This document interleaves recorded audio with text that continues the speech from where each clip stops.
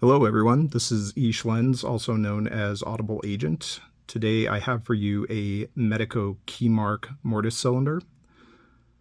This lock has 7 pin chambers, however only 6 of them are populated. This is a really interesting lock, especially if you look at this keyway. Pretty nasty keyway. Hard to imagine how you might get a pick in there to manipulate those pins. But we'll be discussing that today, because it's not as hard as you think. So in this video, I'll be giving you tips on how to pick this. We will pick it and then we will gut it. And we'll maybe have some discussion at the end about this lock and how it compares to other Medecos. So yeah, I mentioned the keyway here. It is pretty nasty. The pin's right up here on this shelf. There's this sharp left-hand bend and a little bit of warding down here on the bottom. This lock is interesting in the lineup of Medeco because it does not use pins or a sidebar or pins where the pin has to be rotated and lifted to the correct height. Instead, this is actually just a normal pin tumbler lock. I've noticed that it's quite common, based on other videos I've seen on YouTube, for these locks to be mastered. So that means they have, key pins, some kind of master wafer, and then a driver pin. In fact, mine is like that. It has, like I mentioned, 6 pins populated. Every single one of them has a master wafer. I've noticed as well that there seems to be some variation in whether or not you get security pins with this. Lockpicking Lawyer has a couple videos on the KeyMark, and in both of them, I believe, he has some key pins that are spooled. And I've seen another video where the key pins were all standard, but there was 1 or 2 driver spools. My particular lock only has standard pins, and looking at the Lock Wiki webpage for this, it says you should only expect non-security pins in this. So I don't know what accounts for the differences I've seen in the different locks on YouTube and the different pinning. My guess is that the original models, or the first ones that came out, only had standard pins, and then later on maybe they introduced some security pins. I don't know. Could also be that the one I got off of eBay, this one, which is used, maybe somebody swapped out the pins and just went with standard. I'm really not sure. Yeah, I mentioned the master wafering. That's very common. In this particular one, I removed the master wafers just to make this a little bit of more of a challenge for when I pick it on camera. The tolerances on it are decent. I'm not going to say they're amazing. Like, you shouldn't really have any trouble with it. So yeah, with that, let's get into tips on how to pick this. And I think the key here is really just having the right pick and knowing something about which tension wrench to use and where to place it. So the best pick I have found for this is the SS Dev in 15 thousandths. This is the 15C. And for tensioning, I found that the multi-pick, turn that around, multi-pick SP14, which I believe is close to 50 thousandths, or the Covert Instruments in 50 thousandths, both will work. I use the longer side, so this side up here, and it fits perfectly in this, if I can get it in there, fits very nicely at the top of the keyway. So for those of you who are like me and favor top of the keyway tension, this is great. I mentioned the SSDev 15C SSDev pick, excuse me. The key to this, and I think this is something that gets lost on a lot of people, and I credit Lockpicking Lawyer for demonstrating this. The key is to pick from the bottom, and from there, you have access straight up into every chamber. Just rest your pick on the left side of the warding down here at the bottom, pick straight up, and you're either going to be hitting the pin or you're going to be hitting warding in between the pins.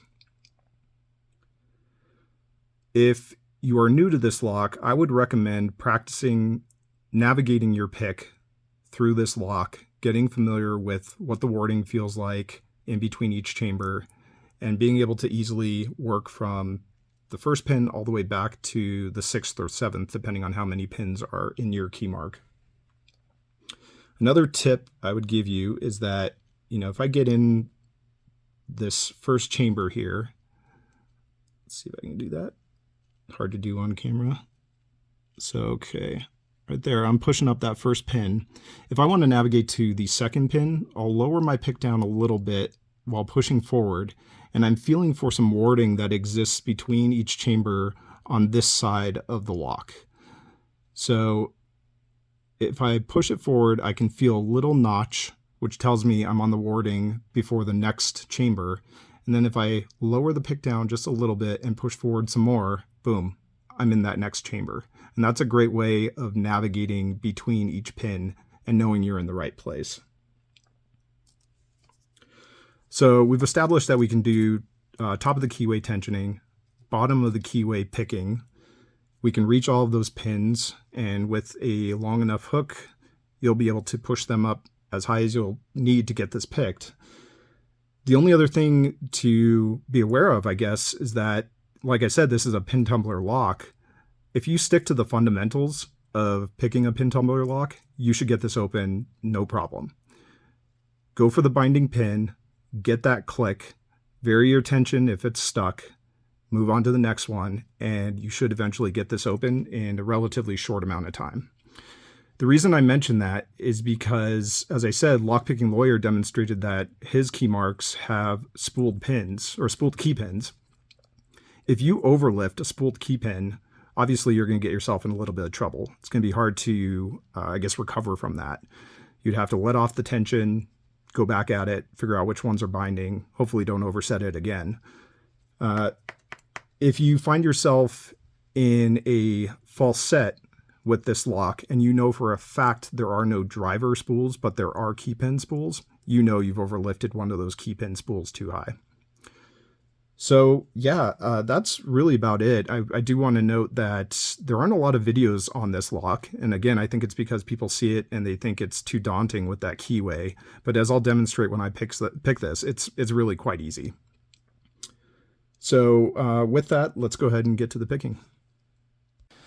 All right, here we go. Picking the Medeco KeyMark.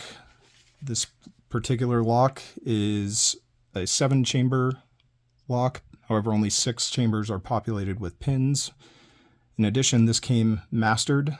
I took out the master wafers to give this, or make this a little bit more of a challenge. We're going to be using the multi-pick SP14 tension wrench, using the long end with that little nib right there, which will fit in the very top of the keyway. And we'll be using the 15C long hook pick from SSDev.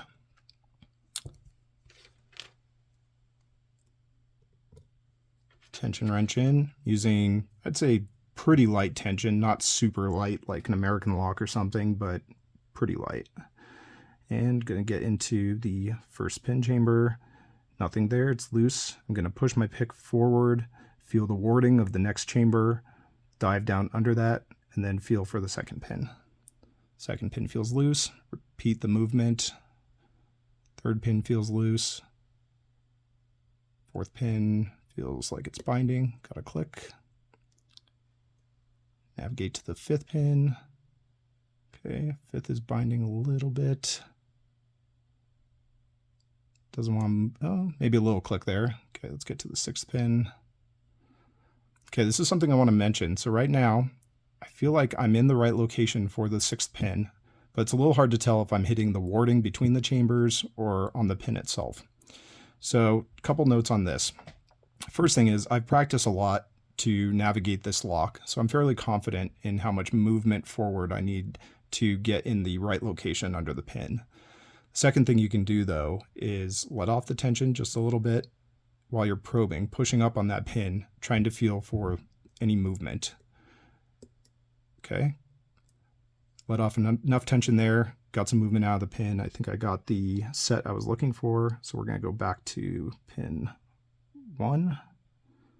That feels loose. 2 feels loose. 3 feels like it's binding. Okay, tiny click there. Oh, sounds like I dropped something. I'm under 1, it's loose. 2 is loose. 3 feels like it could be set. 4 feels like it could be set. 5 feels like it's set. I think 6 dropped. So again, get under it. Let off the tension a little bit. Okay, got a click and felt the core rotate. Back to 1. 1 is loose. 2 is loose. 3 is binding. Good click out of 3. Back to 1. 1 feels like it's starting to bind. 2 feels loose. So let's try to move 1 up. And I know this is a high lift pin, so okay, I think we got a click out of that. Let's see if I can get under 2. So 1, push forward under the wording. 2 feels loose. 3 feels loose. 4 feels loose. 5.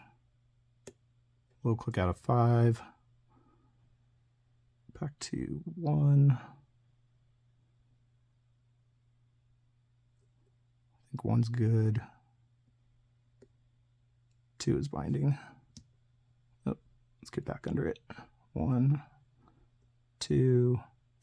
There we go. Got the open. All right, let's gut this.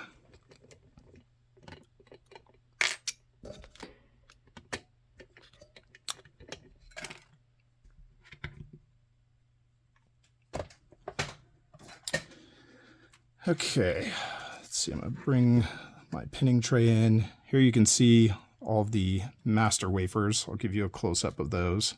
Again, those were removed just to make this a little bit more of a challenge, since having mastered locks means multiple shear lines. That means it's a lot easier to pick that lock. Let's see, I'm going to use Allen wrench and basically just remove these grub screws on the top.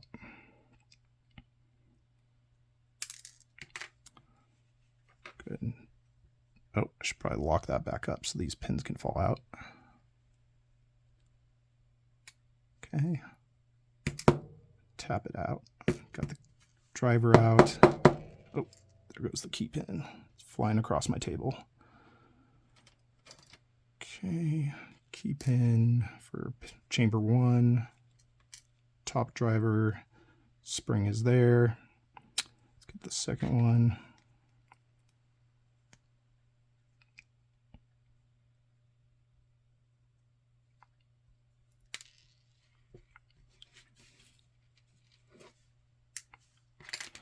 Let's tap that out.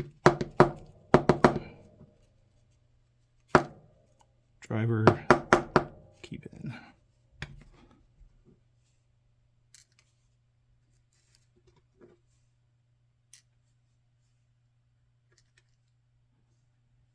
Spring. Okay. Chamber 3.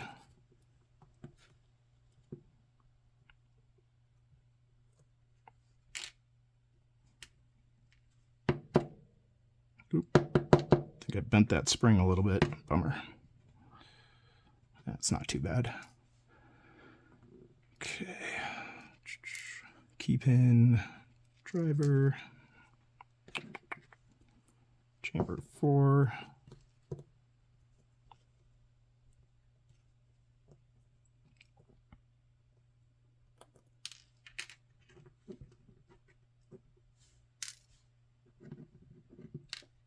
Oop, that one just fell right out. All right, key pin, driver, spring, chamber 5,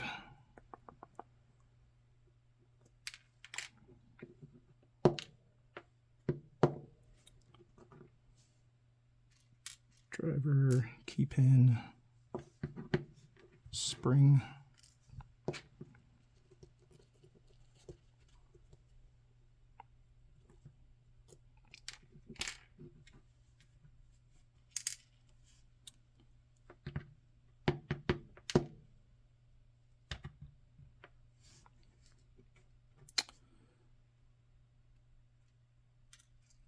I don't remember if I said that was chamber 5 or 6, but that was chamber 6.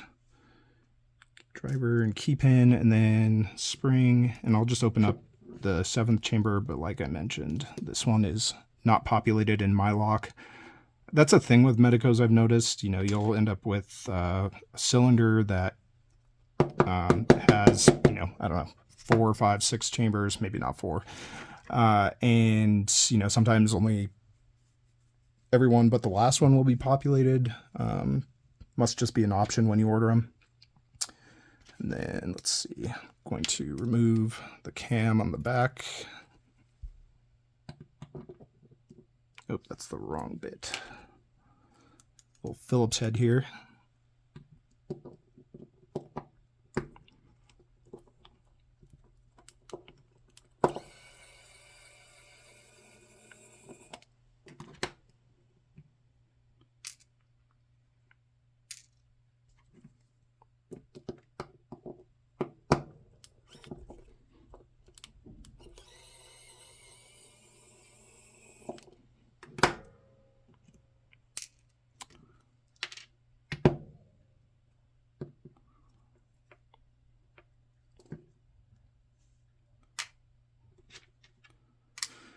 Okay, push the plug out, get that in the pinning tray.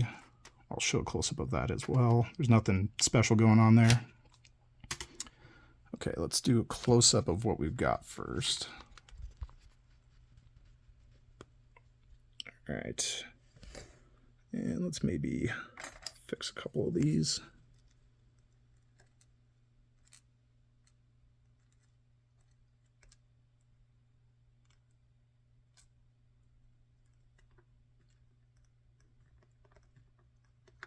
Yeah, whatever, you get the point. And you'll see every one of those has a master wafer like I mentioned, but I removed that for picking the lock. Otherwise, no security pins. You know, mine didn't come with any. According to the lock wiki, that's what you should expect. But like I said, I've seen others on YouTube where there are security pins, either on the key pins or the drivers, possibly a combination of both. Zoom back out a little bit. Fix my mount. Okay, let's take a look at the plug. No undercutting or anything. Wouldn't do anything since these are all standard pins. And here's the cylinder. Again, nothing going on there that's special. So yeah, there we go. That was the Medeco KeyMark. Again, this is kind of a paper tiger. Not something to be feared. You just need the right pick, right strategy for tensioning. Luckily, you can do top of the keyway, which is my preference. And yeah, there's not much to this, honestly. I think more people should try this out. It's worth noting that on the Lock Pickers United system, this is not ranked in terms of the belts. I think that makes sense. I think this is kind of an esoteric lock that not a lot of people know about. And that's, you know, there's more evidence to support that if you look at the number of videos on this lock on YouTube. There just aren't very many. If it were ranked, honestly, other than the warding being a little bit of a challenge, even though I would say it's not much of a challenge, I can't imagine this would be a very highly ranked lock, especially with all standard pins. And if it were mastered, yeah, this is actually a really easy lock. So if you find one cheap on eBay, maybe give it a shot. It's kind of a fun challenge to navigate that that keyway and that warding, but it's honestly pretty easy. Thanks for watching. Hope you like this. Talk to you later.